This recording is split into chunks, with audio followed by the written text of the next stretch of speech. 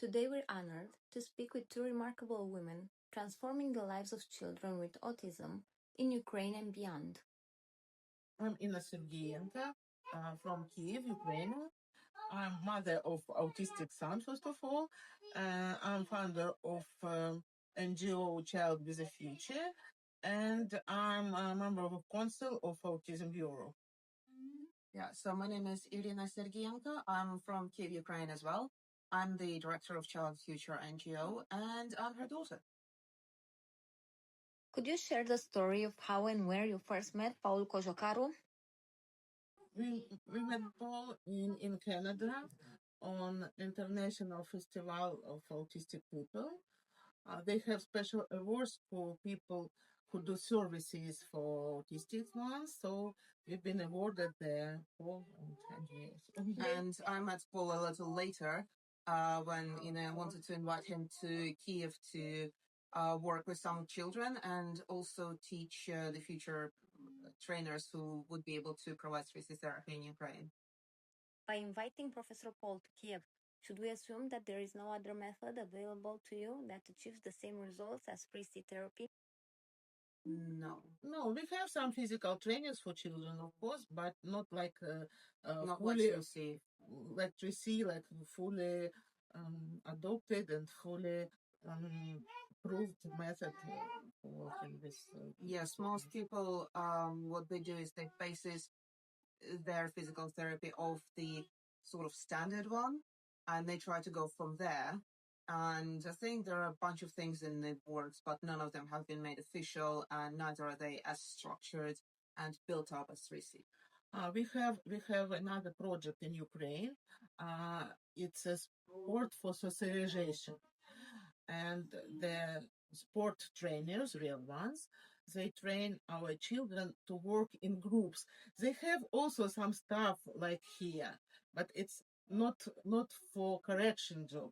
It's just to spend time together. They took part in Kiev marathons, so everyone knows our children, and they're acceptable. They became more friendly, more communication, but it's not for sport like sport.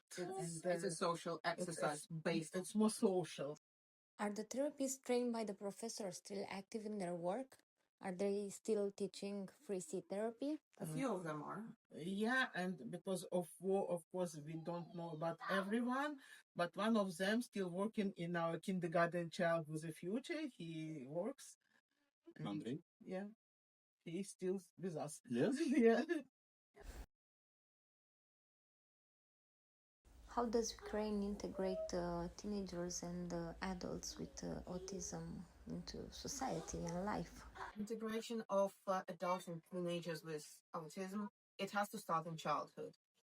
We have a book, and it's like little comics, where you have the beginning of a situation. For example, a child wants to get mom's attention, but mom is talking to someone else. And then you have little arrows of two ways how it can go. So one is where the child is like, mom, mom, mom. And then mom is annoyed and everything is bad. There's like a frowny face there. And then there's a good one where the child goes like, mom? And then the child makes sure mom is looking at the child, and then mom responds. And it has a smiley face, so it's the correct way to do things. And similarly, other social situations that go on, this sort of vocabulary of basic social interactions has been really helpful for autistic children to base their behavior on. And it also teaches parents how to teach their children what to do, because it's very simple, it's very intuitive, anyone can do it. And as the child grows and becomes a teenager, social expectations change, social rules change. So the more you prepare them, and that includes talking about how puberty works, because that's a big change in their own body that they also need to be prepared with, because it's very scary if you don't know what's going on. I have some very bad stories about autistic girls and boys who were not prepared. That's a different. So the more they know ahead of time, the more you talk to them about things, the more they learn. They can learn from your example. You can talk about your school experience and how it was there. Of course, it depends on their level of understanding. If they have high level of understanding, you can just talk about it. If they have low level of understanding, then you need to use pictures. If this happens, you do that and you take it from there. Things that help teenagers integrate into society is practice. Socialize, socialize, socialize. You find something they like and an activity they like, and you find other people that like the same activity. Now they have a friendly place they can go and do what they like and also be around people who also like it. So there was a boy who really loved football. Everything was about football. So he went to play football. He when he had IT lessons on how to use the computer, his tasks were also all about football, and he learned how to use Excel very, very well to calculate some football statistics. I do not know them, but he did, and he was very excited to talk about them. Another thing that has been proven useful is tabletop games. Of course, they have to understand a few things. So you have to learn how to take turns, how to follow the rules, what to do when rules change. Flux is a very good game to get used to changing rules, because that's also a skill. You have to learn what to do when rules change all the time. At a more advanced level, you have Dungeons and Dragons or Mafia, where you have to act. And you get to play through different social situations without the long-lasting consequences. I'd like to add something regarding parents, because the parents is most important person in the life of autistic person. It doesn't matter how old is she or he.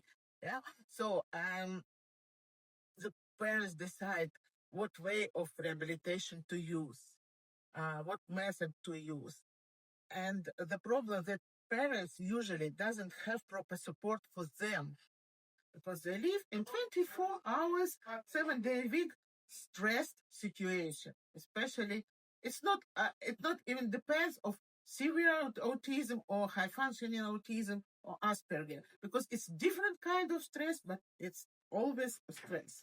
What kind of support do the parents need?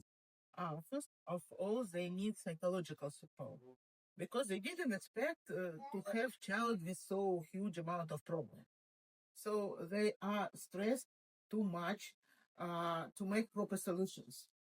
The second, they should be educated, because we know a lot of people who propose the easy solutions, which are really doesn't work at all, just for money, or it's cruel methods.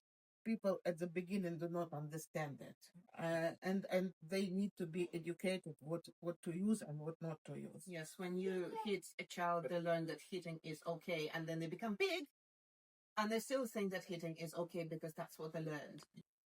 Do you believe there is a relationship between a child's progress and the parent's mental state? So, children tend to mirror the parents emotionally. If the child knows that the family is stressed, they will be more stressed, the behavior will be worse, they may try to take control of the situation when they're 3, which obviously doesn't work. Yes, but if the children succeed in the therapy and have results, the shape of the parents, it will be better, no? Not always, because therapy takes time for the child. And if parents don't receive any help during that time, they still have the built-up stress from the years before. So maybe they will feel better in the moment, but the long-lasting effects of the stress, they stay. There is a trauma behind. Yeah, Yes. it's a trauma. So they need psychological support with proper psychology. Well, Okay. I had it. I use it because I feel that I need it from time to time. And Information support. and information support, and also very important to teach them how to love their children.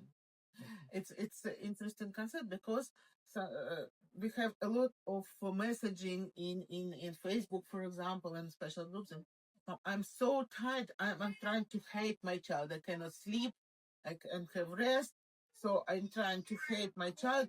It is bad, because I understand that to hate my child is bad. The mother has more stress because he understands that she does something bad, but she cannot manage it. And a lot of suicides because of that situation. And support from authorities or local supporting local community. It is very important to take attention to such family and to help them. Even to give mom some kind of rest to be with child for a few hours, for mom to go somewhere just to relax. Even the child have a good shape because of the therapy, parents need support, psychological support because of the trauma. Yes. Yeah.